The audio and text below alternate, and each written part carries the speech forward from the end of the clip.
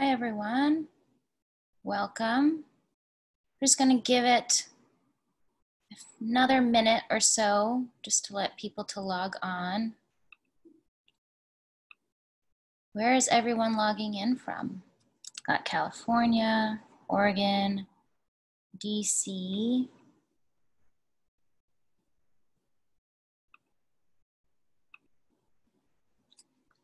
Nova Scotia, Seattle, Baltimore.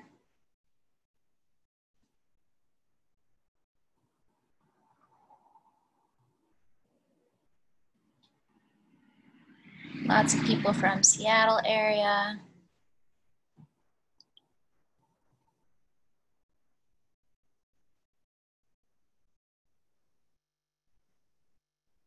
Right.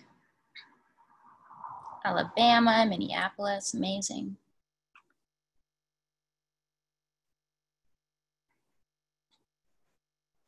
Right.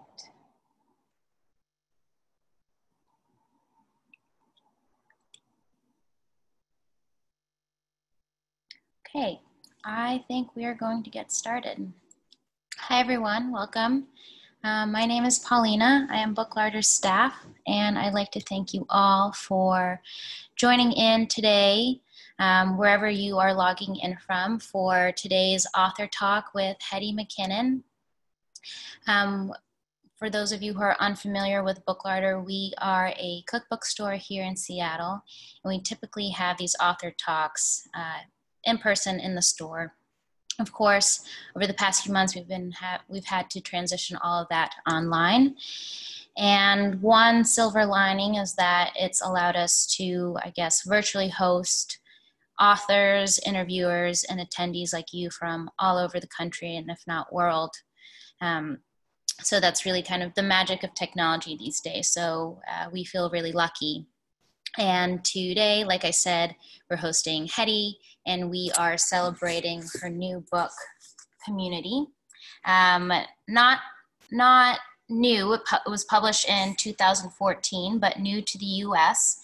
When it was published all those years ago, it was an instant hit in Australia, which is where Hetty is from. And this new revised edition not only has 20 new recipes, but also has beautiful, heartwarming stories and photos. So we're so excited to hear more about it. Hetty is no stranger to Booklarder. She has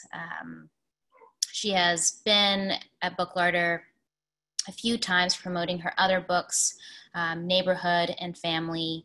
She's also the editor of Peddler Journal, which is also a journal that we carry here at Booklarder, and I will include links to buy all of those in the chat. She is in conversation today with Aran Goyoaga, who is a Seattle-based photographer and also cookbook author. Her latest cookbook, Canelli Vanille, is a staff favorite of ours at Booklarder. She is a dear friend, and the two have been in conversation before for author talks, and I think we're in for a treat today. Just a bit of housekeeping before we dive in. If you have any questions for Hetty at the end of the author talk, please type in your questions in the Q&A sidebar, which you can find at the bottom of your screen. Save chat for comments or whatnot, but any questions, please include them in the Q&A to help us keep organized. This author talk will be recorded, so if you want to share it with others or rewatch it, we will be posting it onto our Booklarder YouTube channel within the next 48 hours. And if you haven't done so yet, to order the book, I copy and pasted a link to our website to order that, and I will also include links to Hetty's other books and Aran's as well. So without further ado, please help me welcome Hetty and Aran.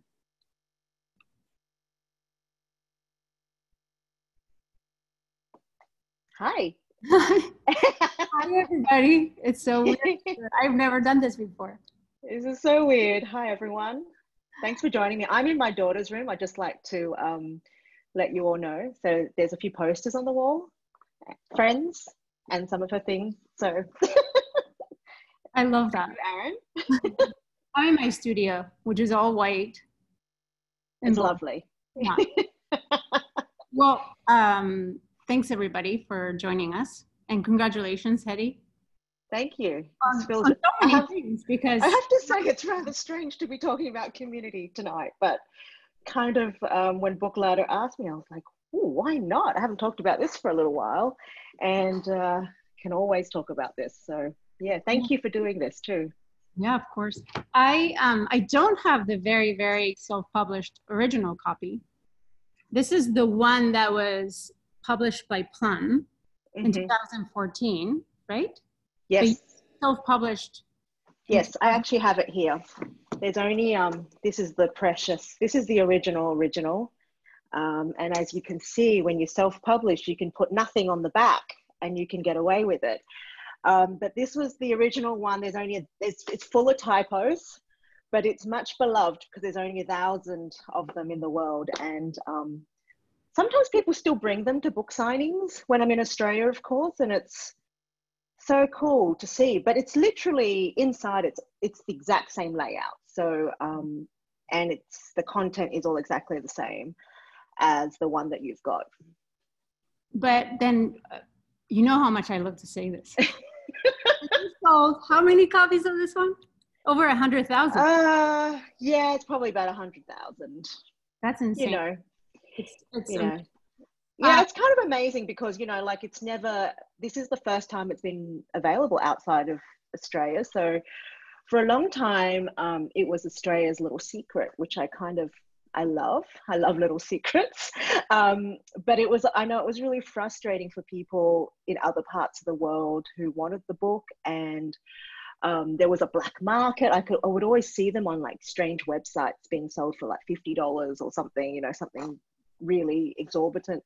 So it being released over here is it's functional, but also I've been really, I guess I've been really amazed by how people have reacted to it coming out. I didn't think it would be a big deal, actually. I just thought it would like slide through and just go, oh, now it's available. But people have been really excited about it. But I guess, you know, thanks to Book Ladder, who've been really excited about carrying it from the very beginning. So yeah.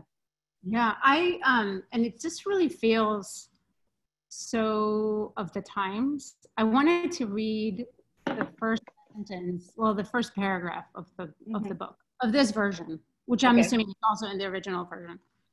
In the yes, it's exactly the same. Yeah. There are a few things more satisfying in life than cooking a beautiful meal and sharing it with others. To feed people you care about is the ultimate in nurturing and nourishing. At its very heart, food and eating is, or should be, a communal experience that brings together friends, fortifies families, unites neighbors, and acquaints strangers.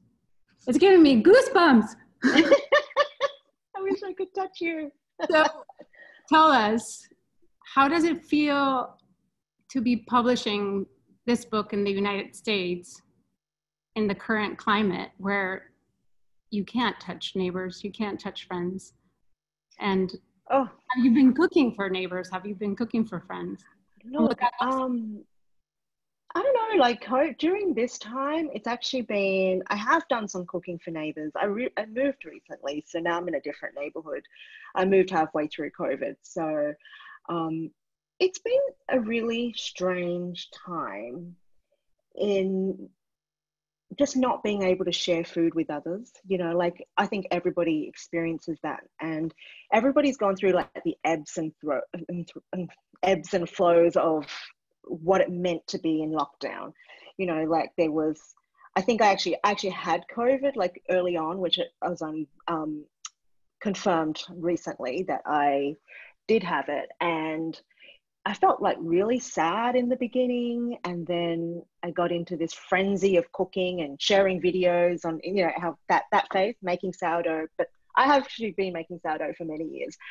But all of that, and I think now I'm just, you know, back in the swing of just working, you know, because we waited a long time for things to calm down.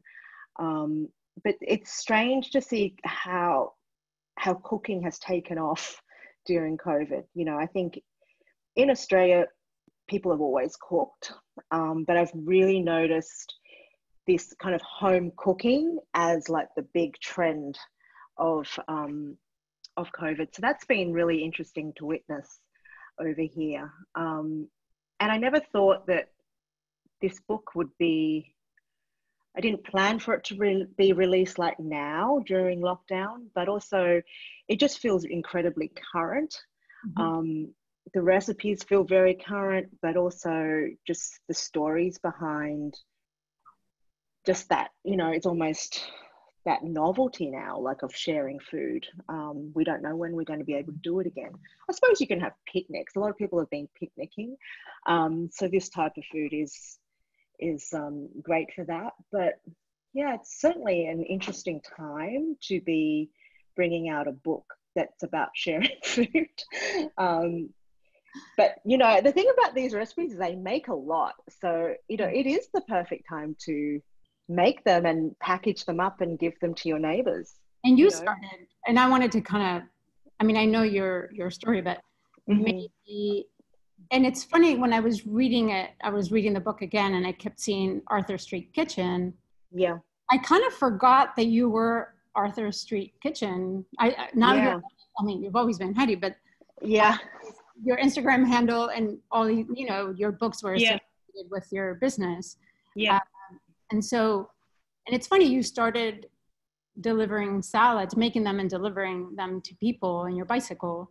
So it was also of the times of how we are distributing food, and right? I feel like you are sharing it with others, but you are doing it in this very delivery takeout environment. I feel like I've come full circle.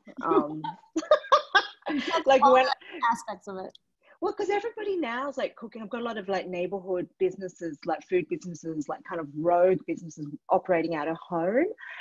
In my current neighborhood, a girl makes pizza, and it's just this. There is an element of sharing food right now, and I mean, I don't even know why I did it in 2000. I started this business in 2011, and you're right. A lot of people have kind of moved on from the Arthur Street Kitchen thing, because I think when I moved to New York, a lot of people thought that was just a blog, because it sounds like a kind of a bloggy name, and people didn't really understand that I never had a blog under that name, really. I had a website, but it was actually a business, and it kind of sounds kind of ad hoc, and like it wasn't, in many respects, it wasn't a real business, because it was so, I had no idea what I was doing. I'm a really terrible business person. So all I really wanted to do was to feed people. I wasn't really interested, like that exchange of money. It was kind of annoying. You know, like it wasn't a big focus of what I was doing. I don't think I would like buy all the best ingredients. I wouldn't, you know, try and save money making these salads, and like these are like kind of expensive salads to make, because, you know, like sometimes when you're trying to like, I mean, I really like learned to cook through the business. So you know, before I had Arthur Street Kitchen, I wasn't really a cook. I've never been professionally trained. I never had a food dream. But what I did have was a dream to feed the community, like a dream to like create these beautiful meals and to share them with other people. That was really always my driving force. And like kind of through that, I kind of discovered, wow, like you can get this amazing fulfillment from doing something for someone else, from nurturing them, you know, from meeting these people. Like some of them, the area where I lived was a very unique mix of commercial and residential. And I probably had like, it was probably 75% of people actually commercial and 25% were like people at home. But often it was their only meal for the day. And so the salads in community are really particular because of that reason. You know, they're really hearty. There's always like there's always a vegetable or several vegetables, but there's always another element that is going to make it hearty and satisfying. whether it's quinoa or legumes or, you know, like a grain. And it was designed that way for a reason. So when people, I think, you know, a lot of people thought, oh, yeah, there's no leaves in this. Like, how can you call these salads? But to me, they're salads, but they're that way for a reason, you know, because this was nurturing someone for the entire half a day of their work day. So that's kind of the way, having that as my kind of training ground. That's the way I always cook salads now. So it's very like non-leafy and very hearty, like a main meal. Before, main meal salads were really trendy, to be completely honest. A lot of chard, like a lot, I feel like your salads are, or your, any, not just salads, but in general. Yeah. Really go for that really deep flavor.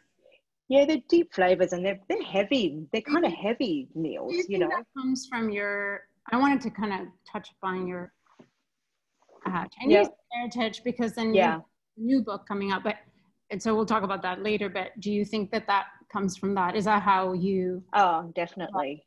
So every meal is like an opportunity to have something really satisfying, you know, like I'm kind of like a bit greedy when it comes to food. Like I grew up eating, like my mum was just like obsessed with cooking, and so every meal was like planned and talked about, and it was always like had to be something really satisfying. So for me, food has to have a lot of flavor and a lot of elements that satisfy. I'm not really like sometimes I will have leafy salads, but like there's that, you know, I want to be like really satisfied when I eat. And so I think that you definitely find that in not only this book, but all my recipes. They're all like satisfying food. So tell us what has been updated, like what, I know you have new recipes, and what, well, first of all, I want to know like how did this come to the US? Like what was the impetus, or like was it your Australian publisher? So this book is the same edition that came out in Australia. So originally it was this, and that was on sale since 2014. It got released by Pan Macmillan Plum Books in Australia, and it just became this like unexpected hit.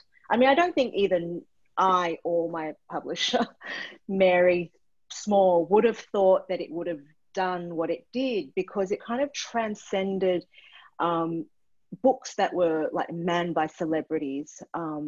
It didn't have a person on the cover.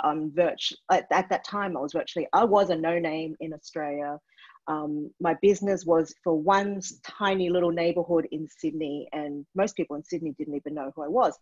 So this book really just spread through word of mouth. And what I loved about that, and that's my favorite way for anything to happen, is through word of mouth, because people, and that's how my business grew too. And it was always like, I didn't promote it. People really love it. And when they really love something, they take ownership of that. And then I've had so many people say to me, I've bought 20 copies of this to give to friends, neighbors, family.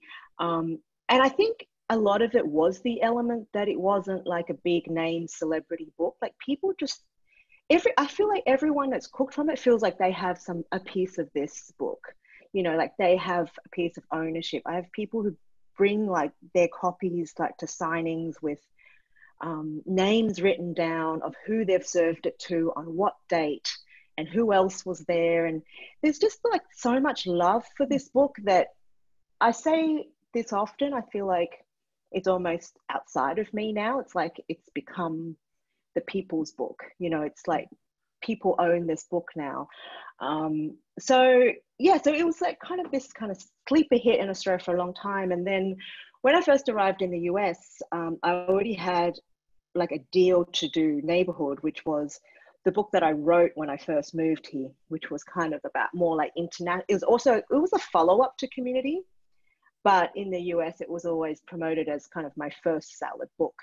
But it's more kind of international based salads, and kind of the story of kind of surrendering to your surroundings and letting those flavors guide you in what you cook. So I'd never really thought about really releasing Community over here. And it was I just kind of moved on, and wanted it almost to be like this little secret book that only people in Australia had. But over the years, I mean, I constantly get asked for it. And I think when Plum approached me, wasn't that long ago, it was like kind of the beginning of 2019, and said, would you be interested? This book has done so well and it's so well loved. Like, would you be interested in doing a second edition, you know, like a fifth anniversary edition, which doesn't actually happen that often. But for me, it was like a dream come true, because I always thought the big thing missing from this book as it's progressed over the years is the stories of the people who have cooked from it. Because I know some of them are now my friends, some people who I, you know, live in other states who I never served, but just cook from the book, and now I call friends. You know, and so I really wanted to incorporate some of that into the new edition, which I was really lucky to be able to do. So there's about kind of 8 or 9 stories in there of people all over Australia who have loved the book over the years, and they kind of tell their story of community. So that's a really nice element of the book. So that's a bit of a dream come true. And in this new edition, there's 20 new recipes, which are, in all honesty, a little bit different to the original recipes, but they're kind of like a progression of the way I make salads, because definitely moving has changed the way I cook, obviously. I was going to ask you about that, because confronted with work from almost 10 years ago. Yes. Right? It's, yes. I would feel like it's a different person, because your work with growth and all of that, like how you felt about looking through it and deciding what to keep, or, I mean, you kept everything, but what to we kept everything. Yeah. I mean, the salads, I think the new salads they're probably like not as hearty, because I didn't have that as the, you know, like there's like a grilled lettuce salad with mushrooms and chickpeas. I would never have done that in the salad delivery days, because that doesn't transport very well. It doesn't keep for hours. So there wasn't those restrictions on the new salad. So, and also like there's new ingredients that I've discovered since I've moved here.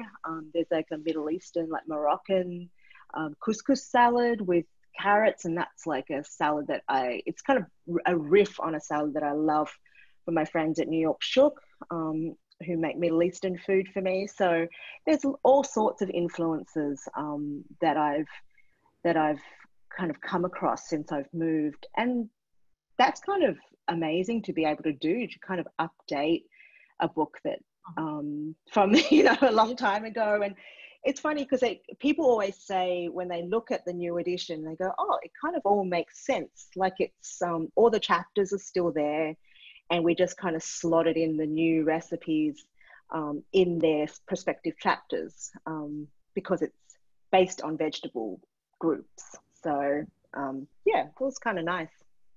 Yeah, it's I told you this already, but looking through the photos of the kids, and you know, because little, and now, you know, your daughter's going to high school, and always kind of sentimental. Yeah, we did actually a side by side. So my kids, I started Arthur Street Kitchen, the business, when my youngest was 1. And he kind of grew up with the business. So I still actually remember him, you know, coming down. I used to get up at 5 a.m., which was like horrendously early for me. But I used to get up at 5 a.m. during salad delivery days to prep everything ready for delivery later on. And he'd like creep down the stairs in the morning. And I still remember him coming downstairs, and he'd always ask me what I was cooking, and he'd come over and take a piece of broccoli and then, you know, go back upstairs. So he really grew up with the business. So I actually sometimes don't know if they realize that was a business. Like, I just think that they think Mum's just always cooking. Like, she's just, I don't think they have any separation between, you know, my recipe writing, my book making. Like, I'm always like making food and taking photos. But I often think about this, like whether they would realize now, but I think back then it was definitely, they just thought I was cooking. So this is like the side by side of, that was the original, and then that was this is them. And they were so uncooperative, and we tried to line them up in the same way, and they ended up not sitting properly. So this is the photo we got. But yeah, a bit of fun. It feels like a beautiful trilogy of community and family. All 3 books kind of make this. Yeah, I mean, yeah, they really are an evolution of my life. You know, I never, a friend of mine said that my work is all like a memoir. It's like a memoir of your life. And I didn't actually mean it to be, but I guess she's right. It is, they are so personal. And as the books go on, they get more and more personal, particularly with the new one. But for me, I need to be personal with my food, like, because this is, I actually came to food like later in life. Like I actually, you know, I haven't been doing it for that long, like 10 years or something. And so for me, like food has come hand in hand with a time where I've learned more about myself, you know, like as you get older, you kind of discover all these things about yourself and your heritage, and this kind of curiosity about what was before you and what comes after you. So the food has really kind of come hand in hand with that. And I still, like, community is not the type of food I grew up eating, although there is a salad chapter. But a lot of this book and the business and everything around Arthur Street Kitchen was really like my awakening, you know, in life, to be completely honest, because before that I used to cook a little bit, but I wasn't that into cooking. I was interested, but it wasn't like my passion. But when I started cooking for the salad business, my mum would come over, and as I said, my youngest was 1, so she'd come over and look after, on the pretense of looking after him, which she did. But at the same time, she would also help me like wash vegetables or cut vegetables, and we would have these conversations around like my big kitchen island, and she would recommend like ingredients for me to use and tell me how to use it, and then tell me, you know, all the symbolism of these ingredients in Chinese culture. And it was really like such a seminal time for me, you know, like that, cooking salads alongside her. And I felt like for the first time, she was actually learning something from me. I was learning from her, but at the same time, she was like really into trying all the things that I was cooking and these different flavors and spices, which she would never have tried in her life, because, you know, she cooks Chinese food. So it was, I think just everything around that just really made me realize like the role that food could play in my life. And I kind of just go, you know, delve deeper and deeper and deeper into its significance, and how for me as a child of an immigrant, how it can lead me back to my culture, because it's definitely something that I will admit I rejected for a lot of my life, you know. So yeah, that's. I wanted to ask you, which kind of ends up being, I wouldn't say a political question, but also other times, and you and I talk a lot about this stuff, and how you know, I wouldn't know by your cooking, your initial cooking, that I would say you're Australian with all the influences that the continent, you know, that the island has, but not necessarily that you grew up in a family where your mom cooked the way she did. It's not so clear in your first books. No, not at all. You're sort of claiming, and you just said that, you're claiming back your heritage. Yeah. And the new book is dedicated to it. So, yeah, I often think that I've gone in the reverse. You know, like a lot of the discussions right now in media is who gets to cook what. And honestly, I feel like I've always been allowed to cook whatever the damn I wanted, because I didn't start out as an Asian recipe writer or a Chinese cookbook author. And I don't know really why that is. I've spent hours thinking about this, you know, like why I was always allowed to really create my own path. And I don't know if it was because I actually had a business and really like community was just, you know, it's the recipes from the business, but the food is exploratory and it's so much about discovery.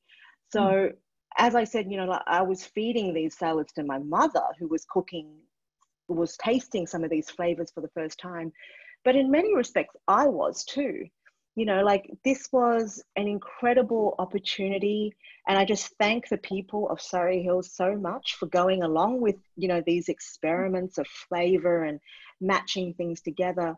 And so I've always approached food, and I guess it could be an Australian thing. Australia just brings together flavors from the world in dishes so seamlessly that it doesn't ever feel like cultural appropriation, really, because it is just this very young country that is a melting pot. And I attribute a lot of it to cafe culture and the way cafes offer food. You know, it's not unusual to have a soba noodle salad next to, you know, shakshuka on the menu. Like it's just the way we eat in Australia. So I think that Australian food now is going more, I think, because I haven't lived there for many years, but I do see like more of a concentration, like a celebration of like one particular culture in a restaurant, which is really cool.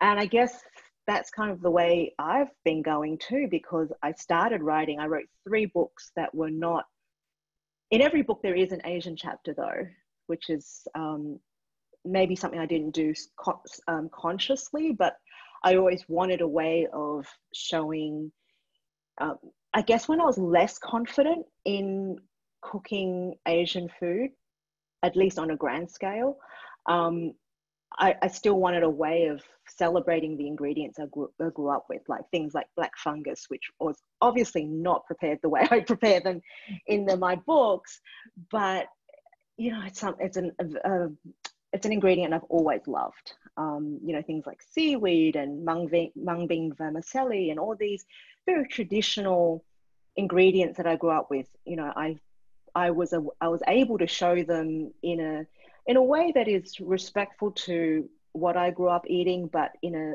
new modern way, which is kind of where I'm coming from. But I kind of have gone in reverse. So as I've written these books, I've delved deeper and deeper into my heritage.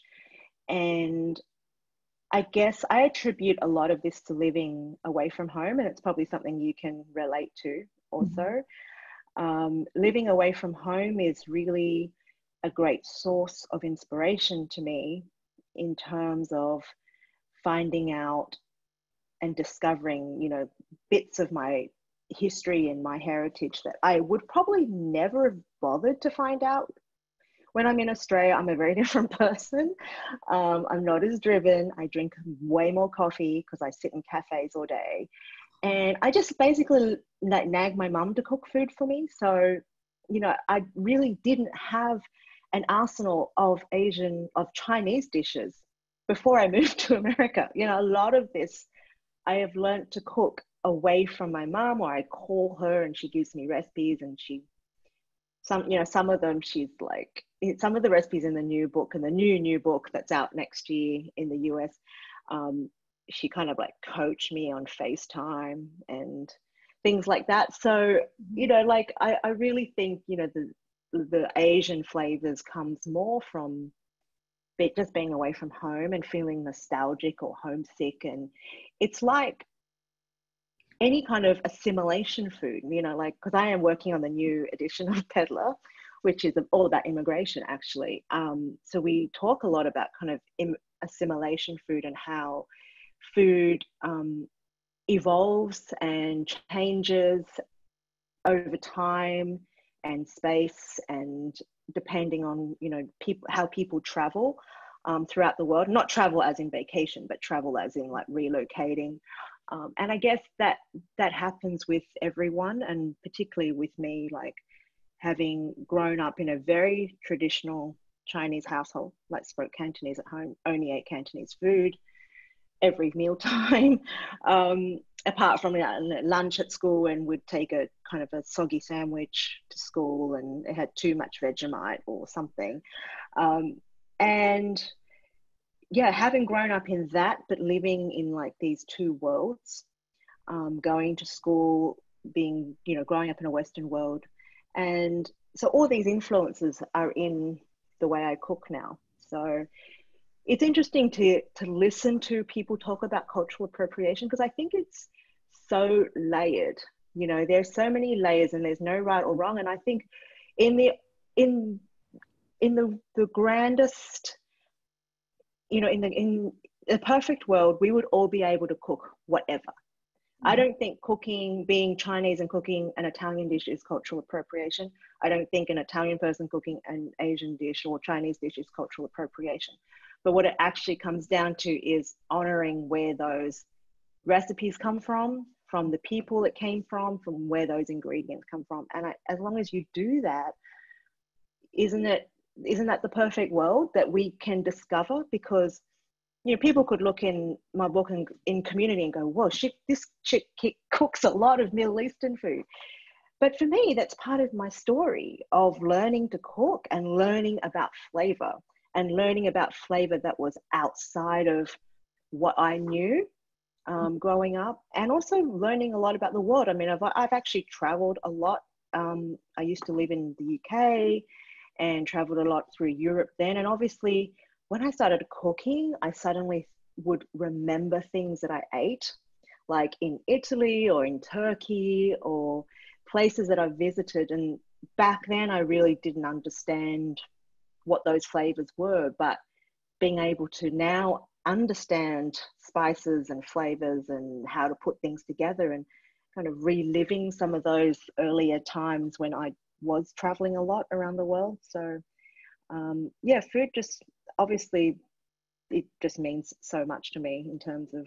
And I think it reflects, it's part of the story. When you write recipes, because you've lived in that moment, in that space, the influence that you've had, and it kind of comes through you and through your own version, which is what I think now we all do, because we live in such a globalized environment. Yeah, absolutely. I think if it comes, like you said, from a place where you're acknowledging the people that it comes from, and that it's processing through you, not on a purpose to simply just, you know, like there's a good intention of learning and assimilating and opening your mind, then it has that alchemy, then why not? I think it's really important that we, you know, that we open ourselves up to that.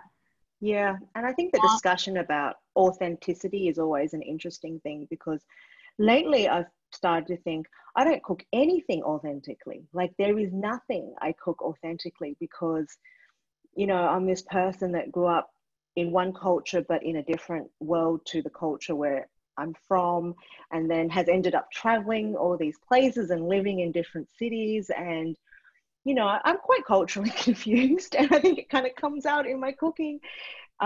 Even like the new Asian book is not traditional at all. I did actually, I mean, we will talk about this in a few months, I'm sure, in more depth, but I did set out to write quite a traditional book, and it ended up not being traditional at all, because as I allowed myself to come up with the ideas, I realized, wow, I don't think this is, I just wanted to kind of embrace, like, I was so excited by the Asian flavors as the predominant basis, or, you know, foundation of all the recipes, but just seeing how far you could push them. So there are some very traditional things, but, you know, you also have to remember my mother is, you know, also an immigrant. So her recipes have evolved over time, and she actually lived in several Asian countries before getting to Australia. I mean, that was her path. You know, you couldn't come direct to Australia, to the West. You had to move through the system.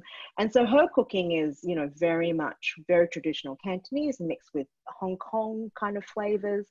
And, you know, Hong Kong has a British influence. So, you know, I'm quite mixed up, but Yes, where you Happily so. ingredients are, you know, I mean, me as a Basque person, any restaurant outside of the Basque country, any Basque restaurant that I've eaten at in the US is never able to replicate it because it's very specific to ingredients.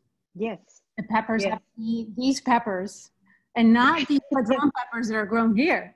With different spicing level. You know, it's like the subtlety is so much about, in my heritage, it's so pure and so simple that it's so hard to replicate elsewhere. And so I feel like for me, it's really, I mean, I'm bastardizing everything because there's no way I could do any of the very traditional cooking outside. Absolutely. But I kind of think that's exciting too, because I love it. I think food needs to evolve. I always say that, you know, when people often contact me and go, oh, you must have the same thing, where they say, oh, I didn't have X, Y, and Z ingredients, so I substituted with this. And I actually love that. I always encourage that, because I just say, this is how you make that recipe your own. You know, that's how you make that recipe something that maybe your kids will remember, and it's just inspired by an idea that I had, but really it's your own recipe. And that's something I really love, is like the evolution of recipes. So yeah, I mean, in this book, actually this salad, which I purposely put on the cover, which is kind of like me in a salad.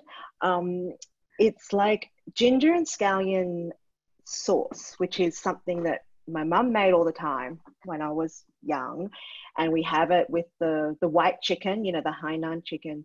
And as a kid, we all hated the chicken. We generally like chicken, but when she made this sauce, we all just fought over the sauce, and we would eat it on just white rice because it was so delicious. So I took her recipe. I don't know if it's exactly her recipe, because I was making it the other day and she called me on FaceTime. And I think I put something in it, and she goes, I don't put that in mine. But I think it was the vinegar. I like a little bit of vinegar in it. So I took that sauce and I added it to soba noodles with a bunch of like I call it rainbow vegetables, but it's just whatever shredded vegetables you have. And that to me is kind of like my salad. You know, it's like just a salad that just reflects different parts of my life, and you know, it's kind of completely made up but it just really works. And so I really am loving this new cover, because I got to put it on the cover. I've put all the classics actually. This is also sorry, you probably can't see this very well via Zoom, but this salad here is this there are like classics from this book that people are really obsessed with. And they were the salads that people loved during my salad deliveries are the salads that people, when after they bought the book, also, you know, became classics in their home. But this is it's got farro or frike in the book, but you can really use whatever grain you want. It's got kale, it's got za'atar roasted carrots, and a blood orange and maple dressing, and dill. It's got dill. Hazelnuts. I'm looking through. It's so good. This one, over the weekend, the beets. I was cooking from it, and I made the chickpea pesto. But this one was also, I was like, I need to have that tower of beets. Tower of beets, and people in Australia love beets. So people would like order an entire like massive box just of those beets. But that salad was inspired by borscht soup.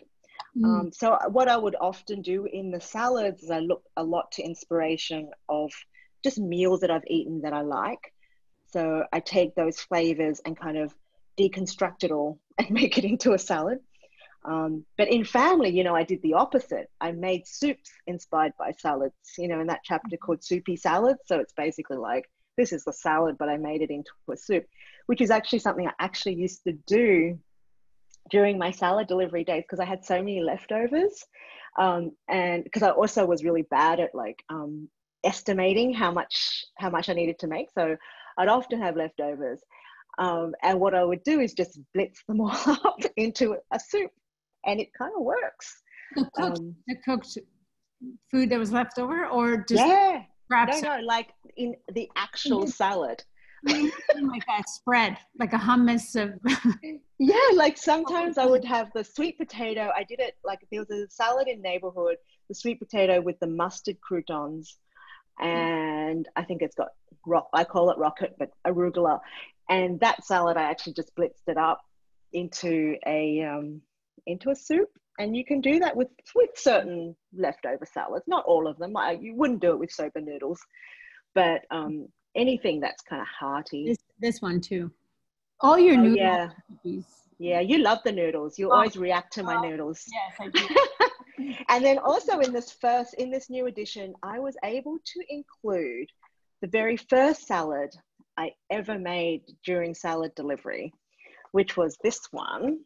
It's beets again, roasted beetroot with chickpeas and a lemon saffron yogurt. And I know this because I still have the list of every single day I delivered salads and what I made on those days. It's like a spreadsheet that I have. So I went back to that when I added the salads to this. I don't know why it wasn't in the original one actually, but I went back to the list and I pulled it up and I was like, that has to go in because it's the first salad I ever made. And that day it was only friends that ordered from me, and that's one of the lessons I've always learned is never turn away friends. I felt like, I think I delivered 4 salads or something on my first day of business. And I think 3 of them were friends. I don't know who the 4th person was, but I remember feeling like, oh, this is kind of a dumb idea. Like no one's going to be into this. But those friends they genuinely loved it and they told their friends and it kind of just grew from that. So that's always one of the lessons, when people ask you, like, what is one of your business, your tips for starting a business? I was like, never turn away the help of your friends, because if it's good, I think that, it'll still come through whether they're friends or strangers. So I wanted to show one other salad, but I can't remember now. What was your biggest day? How many salads did you deliver? 80 on my own, on my bike. Yeah. But I would do it like in different runs. So I would have, so everybody knew that I was doing all of this on my own, like all the customers. So I would do like some on my way taking the kids to school. I would drop some off in the morning and then come home and then do another part of the neighborhood, come home, get more and do. So I did it like, maybe I would do like 3 or 4 runs in one day. But it got a little out of control towards the end.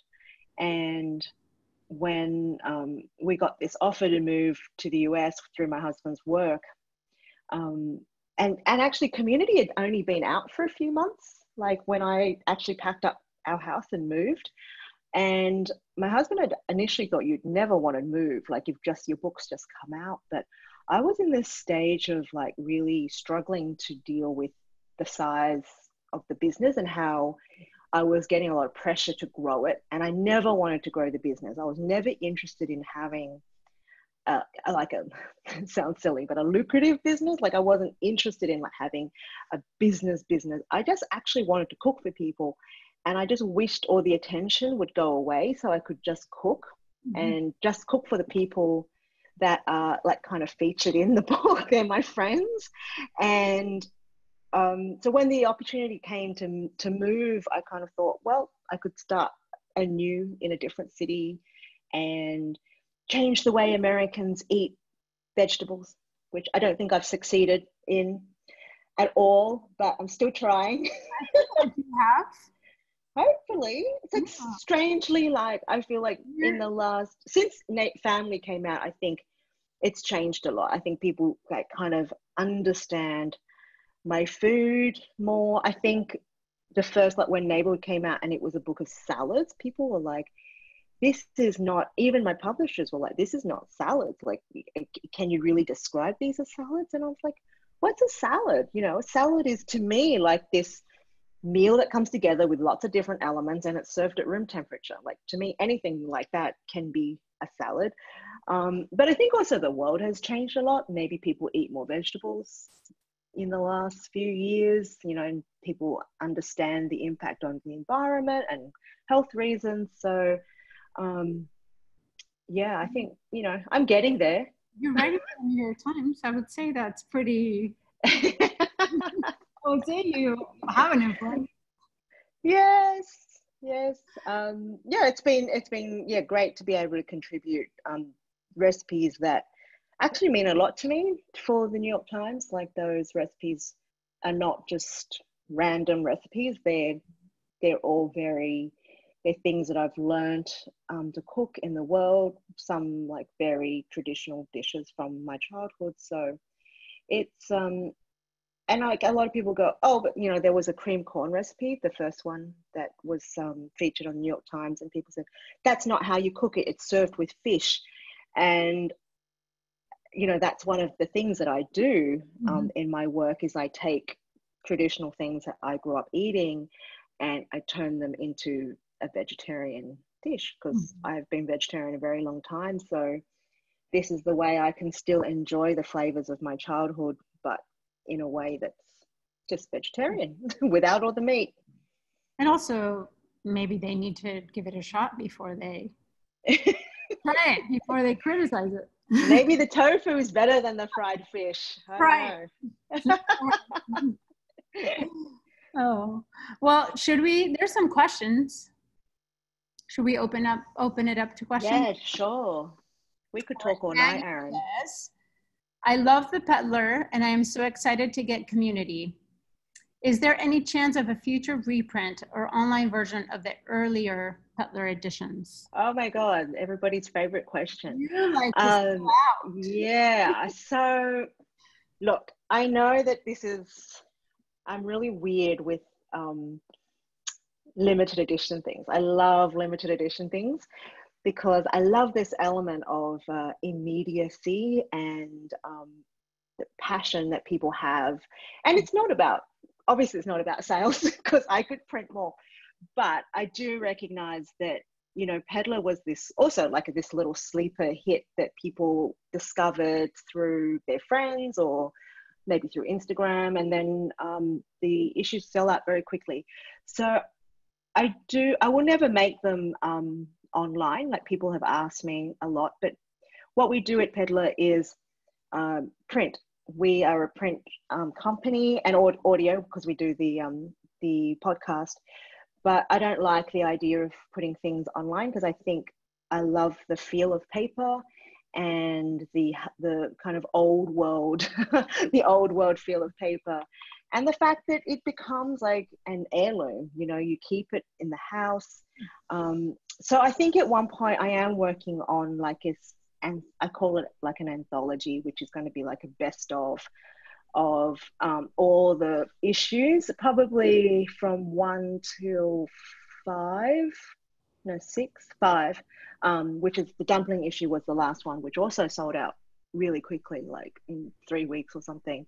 So I do know that there is a demand for that, and I do want to bring them alive again, but probably in a different format, because I don't really want to go back to printing single magazines. To add to what you were saying about it, it's something really special about knowing that you'll have your fans that are waiting for it, you know, but sometimes somebody finds something. Yeah. It was the time to find it. Yeah. Whether it's a new idea or it was just the perfect, it's something magical. And I don't think they're coincidences. I think that whoever finds you, they walk into a book larder and they see Butler or. Yeah. And I love that. You know, we don't over promote Peddler at all. And working on Peddler is one of those, you know, one of the reasons is because I love publishing and I love creating work on paper that is special to people. And I think everything we do with Peddler is completely outside of any commercial demands. And we just produce the type of stories that we want to read. And it resonates with a lot of people.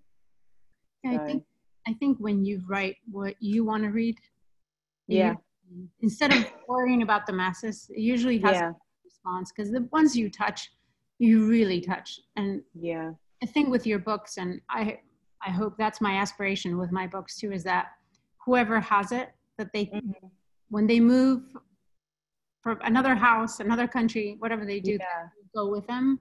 That is absolutely something in their life. I don't want to create just more garbage, or not. I don't want to create more clutter. Something like really minimal and like really edited to what you respond. And I think you do that so beautiful. No, I think you do too. I think it's what we put out there is always going to be special because it comes from a place.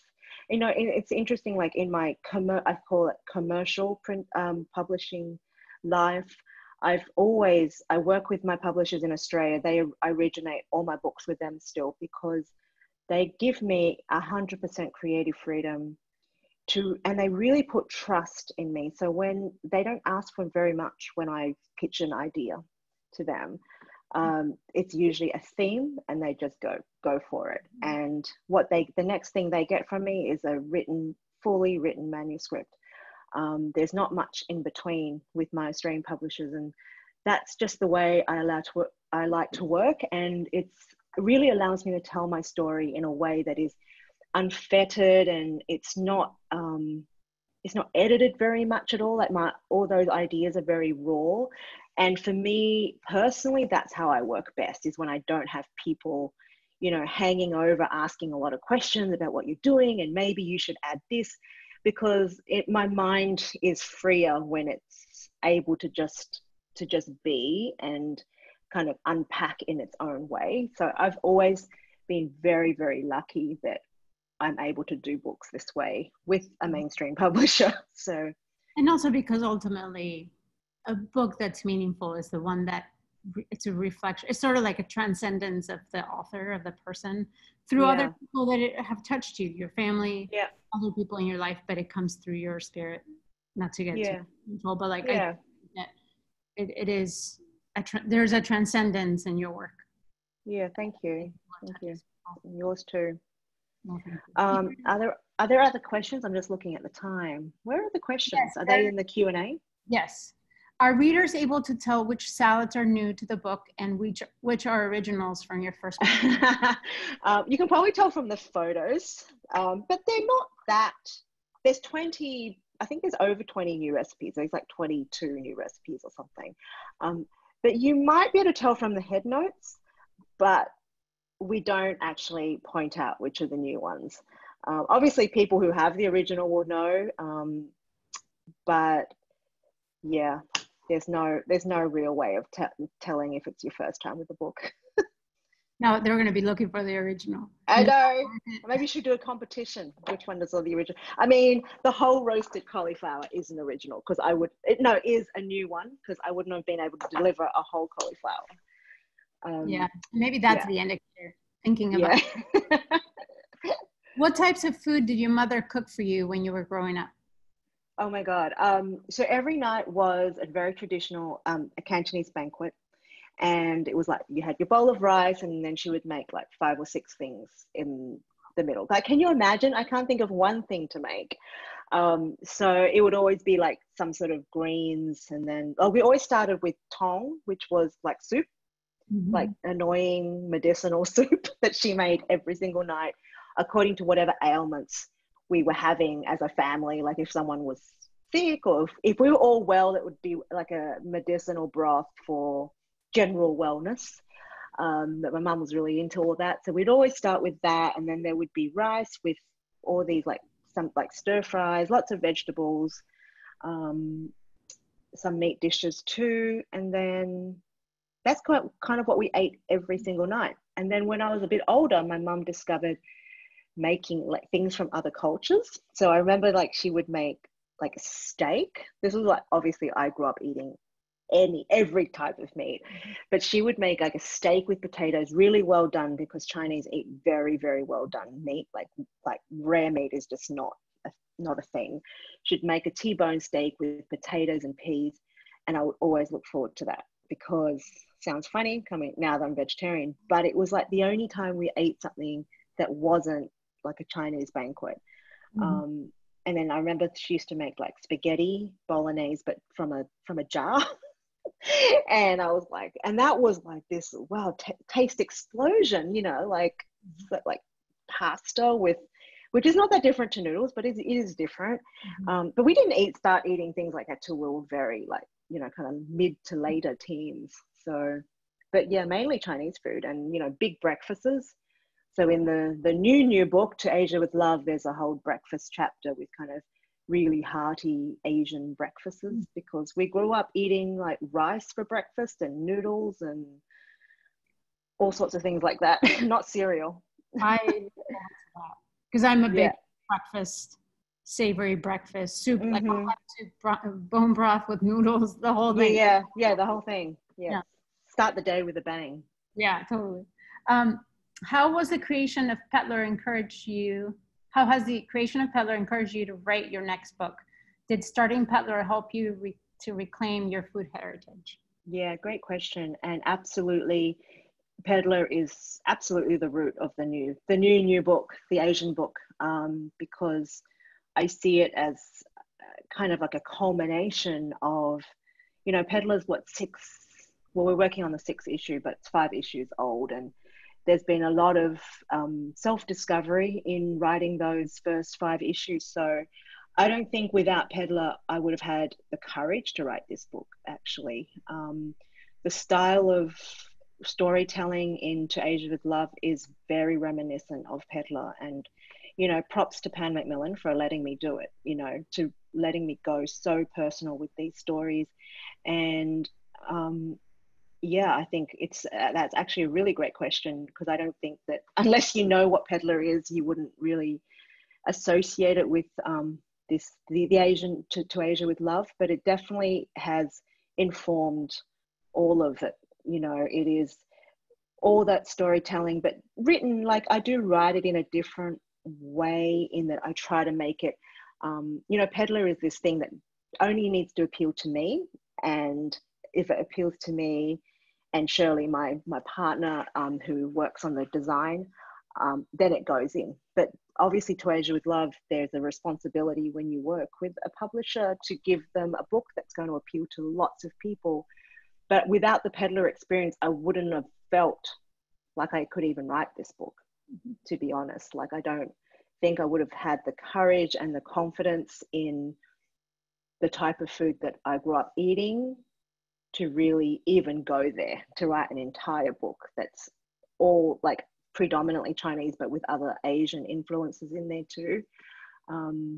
Yeah. And you photographed it, which I can't wait.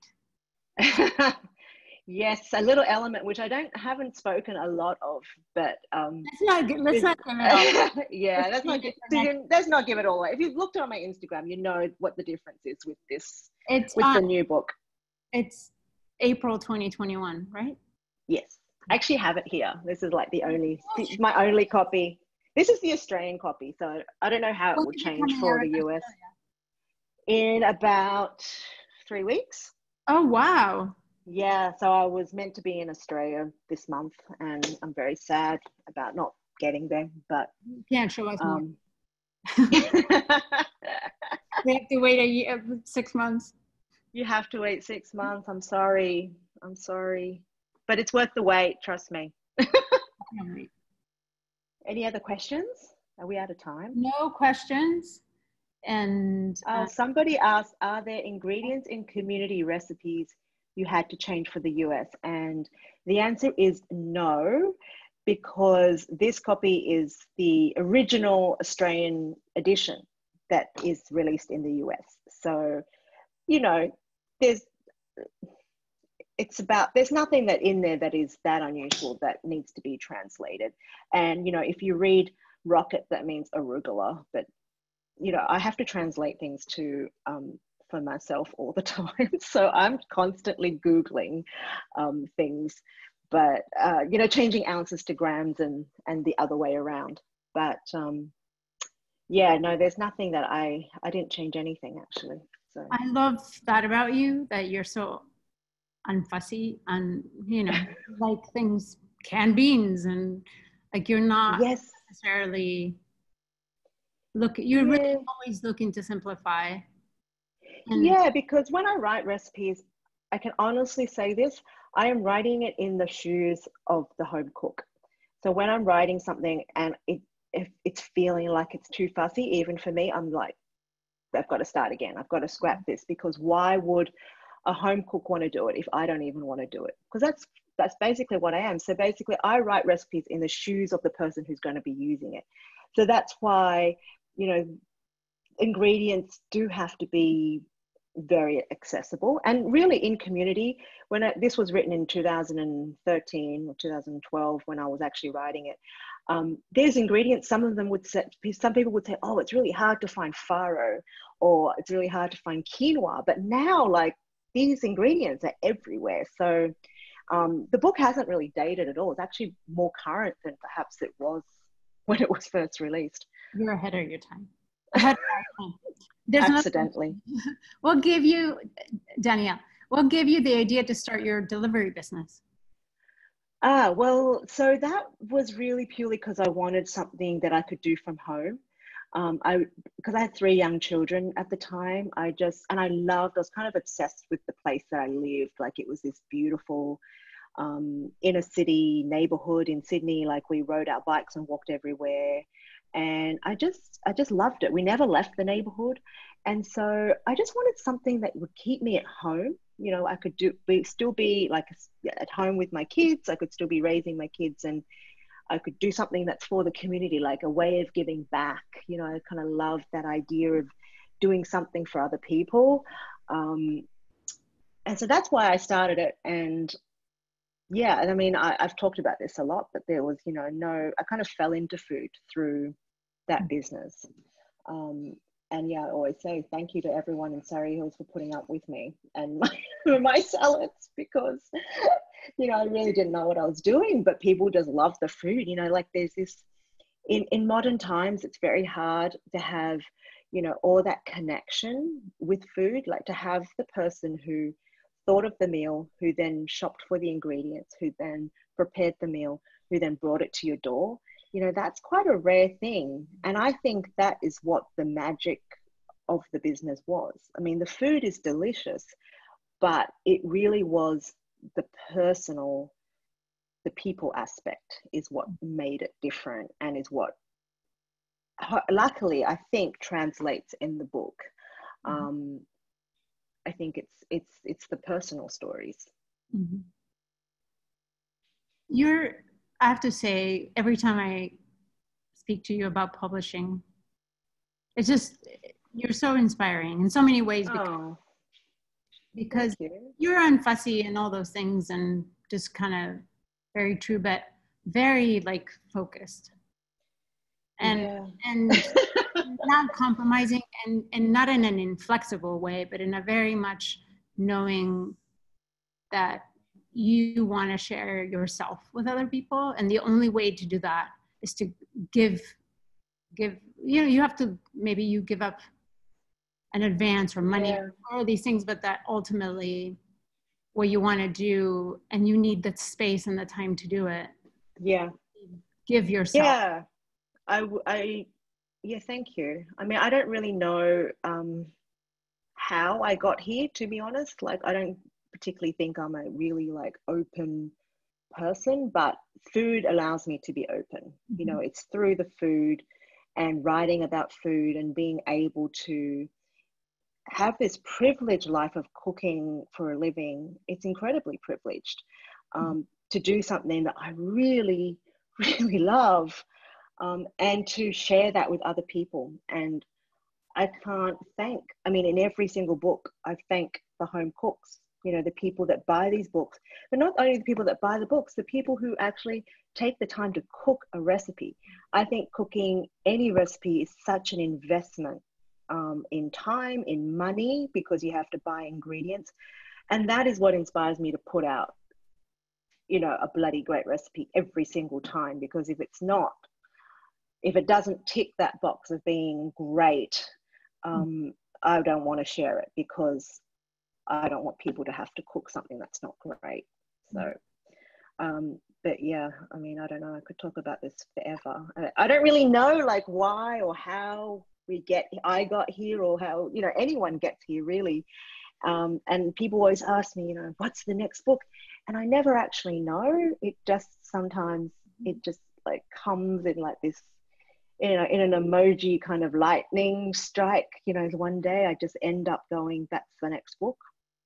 So currently I don't know what the next book is. Well, and it works that way with Peddler too. Like people always say, what's the next one? And I say, I never know. When I'm working on, like right now, we're very, very close to sending the Immigrant issue to print. And until that consumes me when I'm working on it, that topic consumes me. And it's not until I let it go that I can really, you know, can think of what the next story is going to be. But yeah. You have to be open. Yeah. Open to sort of the inspirations that come through.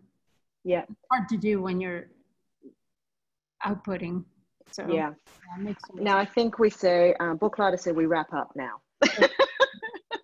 We could talk all night. Paulina knows that. We'll have to save it for the next author talk. Okay, we'll do.